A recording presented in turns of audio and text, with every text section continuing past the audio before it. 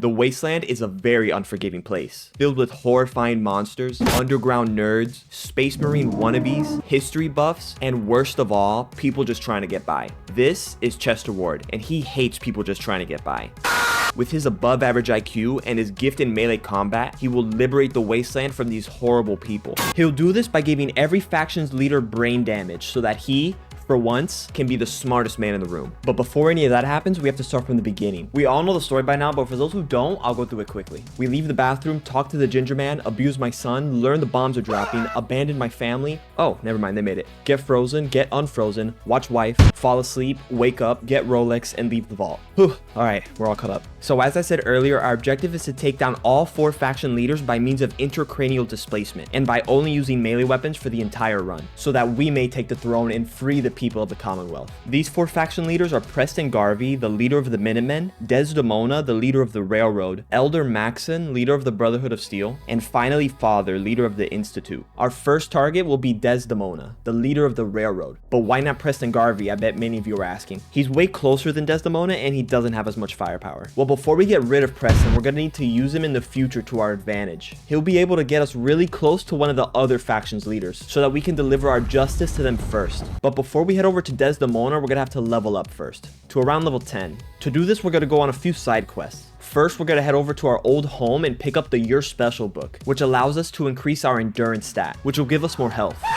And before we leave the house, we could pick up the Grognak the Barbarian comic book, which will increase our melee critical damage for the rest of the run. We can then head over to Concord, which is where we find Preston Garvey, one of the faction's leaders being attacked by raiders. After calmly telling the raiders to leave Preston alone, we can meet Preston and pretend we care about what he's saying. He sends us to get a suit of power armor to push away the next wave of raiders. While attacking the remaining raiders, a death claw comes out of the ground, which we effortlessly beat with a tire iron we found lodged in a random dog earlier. After getting rid of the raiders, we successfully gained the group's trust. I'm just glad you're on our side. They head back to Sanctuary, the place we just came from, and we head to Diamond City, the biggest city in the Commonwealth. But before leaving, we visited a speakeasy down the street, and after cosplaying as one of England's youth, we were able to find some machetes, which after testing on the local wildlife, I can say will come in very handy until we can make it to Diamond City and find some better weapons. And after feeding my gambling addiction, we were off to the city. But after getting a distress signal, we head over to investigate and find the Brotherhood of Steel in need of help. Sadly, unlike the Minutemen, we aren't lucky enough to find the head tech hoarder right off the bat, but we can still help them to get on their good side and to get closer to our level 10 goal. We follow Paladin Dance to the ArcJet Systems building where we can find some Institute synths. After dealing with the synths, we find ourselves split up from Dance with him on the other side of a window being attacked by more synths. And I mean, we can go and help him, but there's also a flashing red light right in front of us. But don't worry, I totally didn't I pressed it. And it turns out the button was connected to a rocket engine that just so happened to be right above Dance's head. Michael!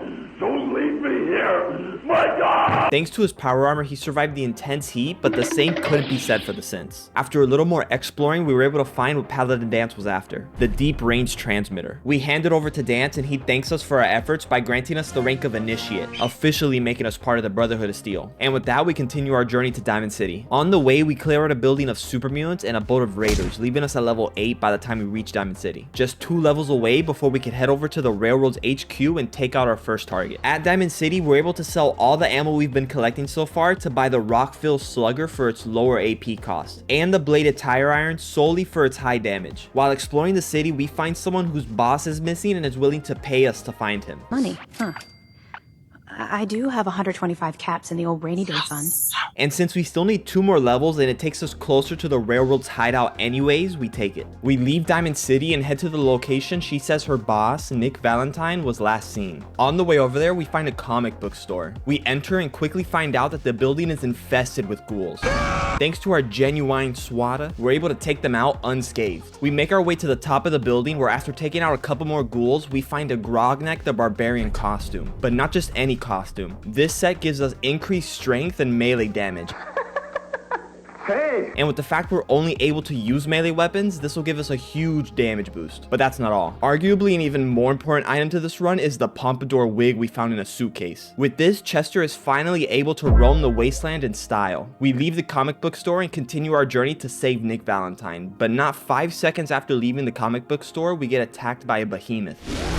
We try to take it out with our signature swing until it stops moving technique, trademarked, but after getting way too close to getting sent back to the lobby, we run away to recharge. And by recharge, I mean take every substance known to man and just start swinging the bat as fast as physically possible, which worked. With the behemoth down, we find that it was in possession of a furious power fist with the special ability that every consecutive hit on the same enemy will do increasingly more damage. Great for high health enemies. And before leaving, we spot another Grognik the Barbarian comic book, which gives us the same bonus as the one we found before, giving us a 5% damage bonus to all melee critical attacks. And with the low price of maybe growing another arm in the future, we take it. We make our way to Nick Valentine's last known location, Park Street Station. And after entering, we find a group of mobsters have set up camp in the subway and nearby vault. I'm telling you, joining Skinny Malone's crew was the best decision we've ever made. After politely asking the mobsters to move aside, we make our way inside the vault and find one of the mobsters talking to someone inside a locked room. It's Nick Valentine, trapped inside the overseer's office. We find a key on a mobster found asleep on the ground and use it to free Valentine. He thanks us and we escort him out. Oh, and he can help us find our infant son that was kidnapped by some bald guy earlier, but it's not really that important. On the way out, we get stopped by the head mobster, Skinny Malone. I'm king of the castle. You hear me? I hear you. After dealing with them, we make our way to the surface and Valentine heads back to Diamond City. With that, we pass our level 10 goal and we can start heading over to have a little chat with Desdemona. On the way over there, we stop by Good Neighbor to meet with the mayor, and we also get stopped by a group of super mutants with a different way of combat. With that taken care of, there's just one more super mutant we need to take care of. And with them gone, we make our way to the Railroad's HQ. Once inside, we solve their little puzzle, and just like that, we're face to face with Desdemona. If you want to deal with us, we require your cooperation. I'm Desdemona, and I'm the leader of the railroad. And you are? Hey. Yeah, let's see how you do under pressure. Oh. Yeah, I've been wanting this forever. I've been in the field with whatever they throw at me. Brush it off, pick myself up, moving on to the better. Okay. Hey. Yeah. Ain't no errors, baby, it's a new era. I wake up early, feeling rich like I'm Kesha. I get to the paper, boy. Extra, extra. Walk with me, you know that I got it. Come with me, let's take a trip to the islands. We up on the jet, we'll do more than just fly on it. Stand on that hill, you gon' die on it. Boom, boom.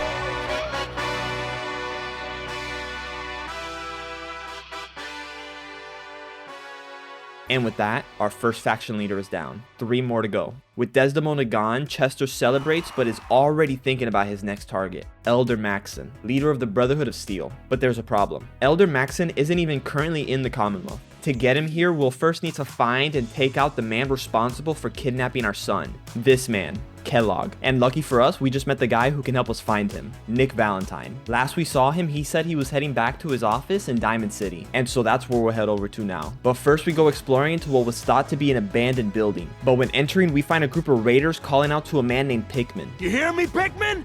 You're a dead man! And it looks like this Pikmin guy is some kind of psycho that took out a bunch of the raiders' people.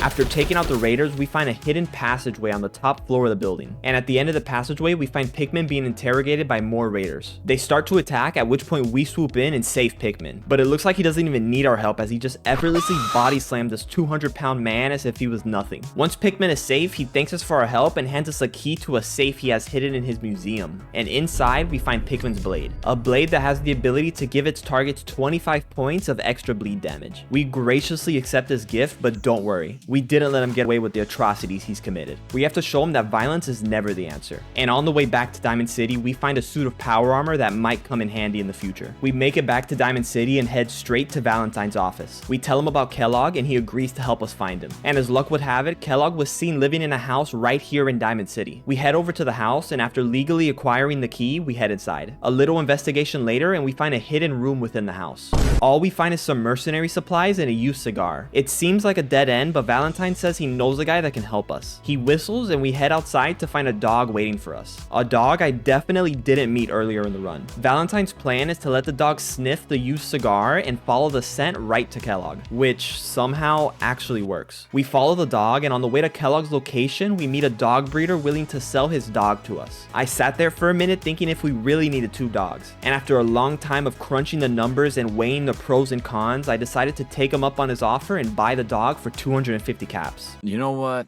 I changed my mind. I don't think I want to sell her just yet.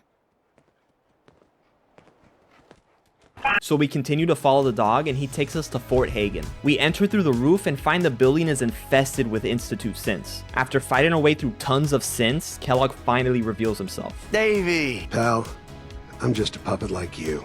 But I think we've been talking long enough. With Kellogg down, we take the elevator to the roof, and as we look up into the skies, we see The Brotherhood of Steel. that huge ship is known as the Pridwin, and aboard is our next target, Elder Maxon. As we watch the Pridwin fly off into the distance, we get a new radio frequency. It's Paladin Dance. He's calling all Brotherhood of Steel units, which if you remember, we're now a part of, back to the Cambridge police station. Once we get there, Paladin Dance informs us the Brotherhood is gearing up for war with the Institute, and that we're both to visit the Pridwin for briefing. The Pridwin? The place my next our glorious leader is? Sure, Dance, let's go right ahead. He takes us to the roof of the police station where a vertibird is waiting for us. We get on and it takes off into the sky. Huh, that place looks interesting. I hope nothing weird is happening under it. We make it to the Pridwin and beeline it for Elder Maxon. We head inside to see he's given a speech. Once he's done, he pulls us aside to speak with us. I'm granting you the rank of knight. And, befitting your title, we're granting you a suit of power armor to protect you on the field of battle. Gee, thanks Elder Maxon. I'll wear with pride. And just like that, Elder Maxon is down, but that's not the end of our troubles. A group of Brotherhood knights and captains must have heard what was happening and have come to investigate, but they shouldn't be a problem. With everyone down, we head back to the Pridwin's dock to leave, but we run into a major problem. We're 100 feet up in the air with no way to get down. And to make it even worse, we're getting lasered by tons of ground troops. And wait, what's that noise? It looks like we have a vertibird circling around the dock to make sure we can't escape. But don't worry, despite all this, we still have a plan. Remember that suit of power armor Elder Maxon gave us right before he... Well, it's still waiting for us in the Pridwin's main deck. With the suit of power armor, not only can we withstand the barrage of laser fire coming from the ground troops, but it'll also let us simply jump off the Pridwin's deck and land unscathed. Now, I bet some of you are wondering why I didn't just bring the suit of power armor we found earlier. Well, I forgot. And so we head off to the Pridwin's main deck, but we run into yet another problem.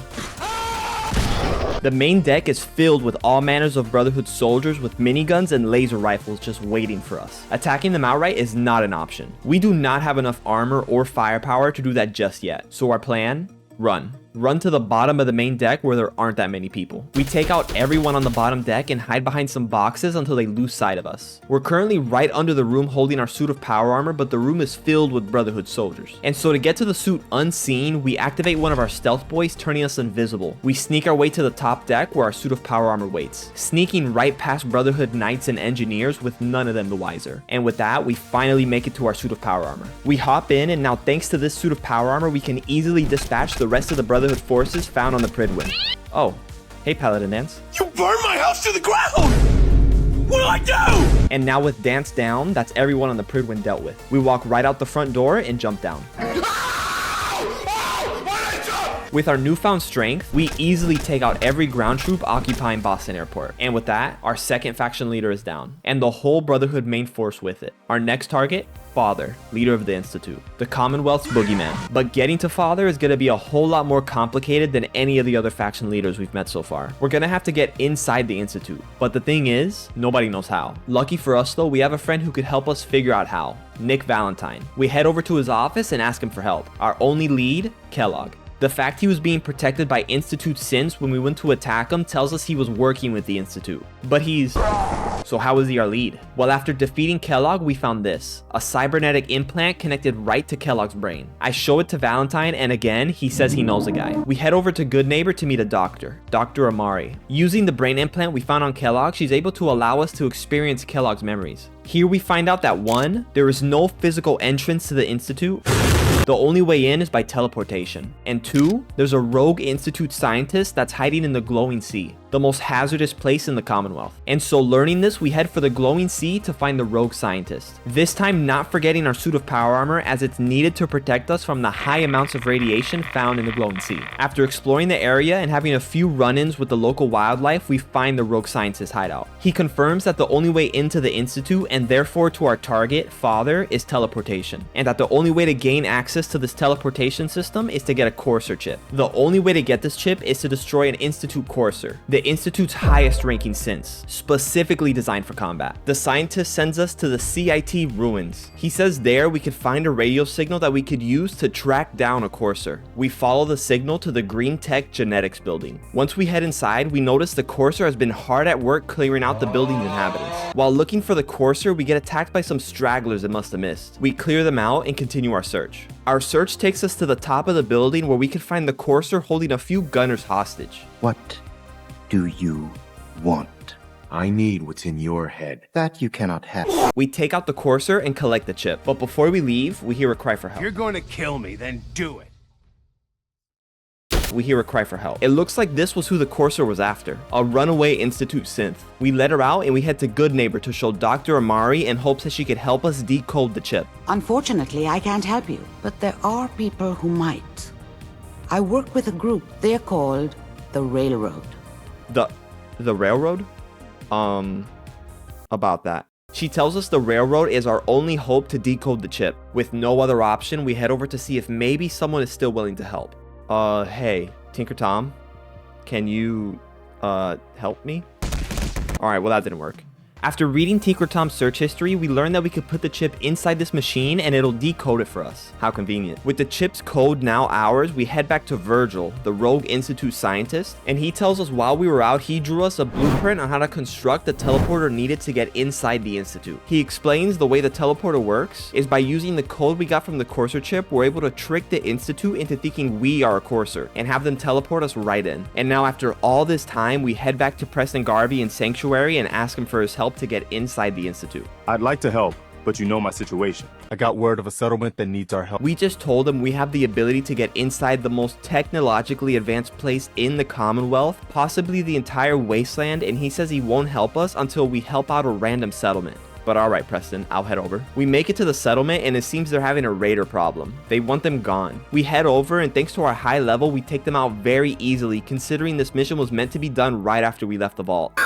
We take out the raiders leader and before leaving, we notice another comic book, our third Grognak the Barbarian book, leaving us at 15% extra critical damage. We head back to Preston and now with that settlement safe, he agrees to help us. After trauma dumping on us, you heard of the Quincy massacre? He promotes us to General of the Minutemen and sends us to Sturgis, the Minutemen's engineer, to help us build and power the teleporter using the blueprint Virgil gave us. Once the teleporter is complete, we stand in the middle and after some close calls, we successfully find ourselves within the Institute. But right before we left, Sturgis gave us a holotape that we could use to download some data off an Institute computer. Once that's complete, we head down some stairs and hear a disembodied voice speaking to us. I wondered if you might make it useless. You're quite resourceful. I am known as Father. The Institute is under my guidance. Father? That's our target. We need to make it to him. He sends us down an elevator and into a room with a small child inside. Father! Father, help me! There's someone here! Help me! Hello? And at long last, Father walks in. He tries to convince us that the Institute is actually a good place and that we don't need to do this. But Chester's mind is already made up. You want to guess what happens next? And as simple as that, Father is down. But that's only half our problems dealt with the Institute. A place like the Institute won't just crumble because the leader was taken out. Another will just come to take his place. We need to completely wipe out the Institute. And to do that, we again need the Minutemen's help. And that means despite how tempting it is, we can't deal with Preston just yet. We fight our way through some Institute sins to get back to the teleporter room where we could teleport back to the surface. We give Sturgis the holotape filled with Institute data and we tell Preston about our plan to attack the Institute. He agrees to help, but that first we must defend against the Institute's inevitable attack as they're surely to attack us after we just took out their leader. His plan? Hold position at an old fort to the south known as the Castle.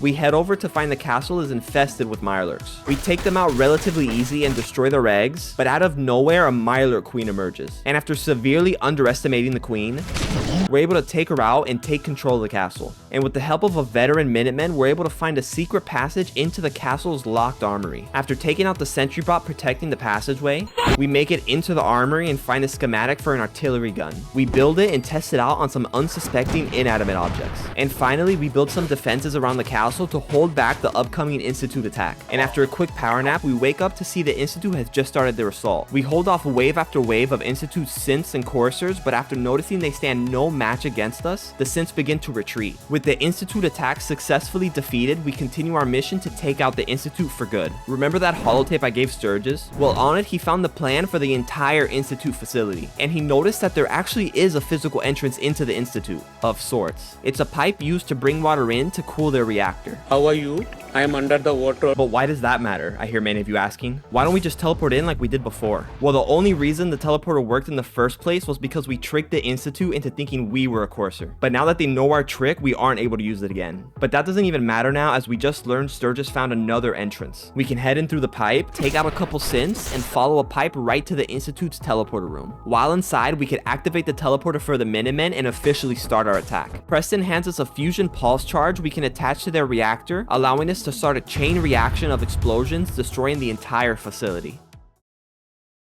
But for that to happen, we first need to obviously make it to the reactor. And to do that, we make our way through an abandoned part of the Institute and find a back entrance into the Institute's bioscience lab. We fight through synths, fleeing Institute scientists, and gorillas. Anyways, and after everyone's down, we head to the central room where Sturgis tells us the reactor could be found inside the advanced systems section. But we run into a problem. The entire facility is on lockdown and the door to the advanced systems is locked. Let me in. Let me in. Luckily for us, Sturgis tells us we can deactivate the barricades using Father's computer. We head over to the computer and find we can issue an evacuation protocol, allowing all those living in the Institute to evacuate the building before we destroy it. Nah. I'm good. Let's just override the lockdown. And after that, we head back to the advanced systems door to see it's now open. We head in, destroy any synths in our way, and make our way to the reactor. We take out the Institute's last defenders, and at long last, we find ourselves right in front of the facility's reactor. We place the charge, and now with access to the teleporter controls, Sturgis teleports us all back. But before leaving, I noticed that boy from earlier is here. Please, Dad, don't leave me here. I want to go with you. You're not going anywhere with me. You're not my son. But you can't just leave me here. We get teleported to the top of a skyscraper with the detonator to the charge we placed right in front of us. We press the button and the reactor explodes, eliminating everyone still found in the Institute. And with that, our third faction leader is down. Or actually the entire faction for that matter. One more to go. And would you look at that, our next target is right here. Hey Preston, you mind standing right here dangerously close to the edge? Got it. Thanks.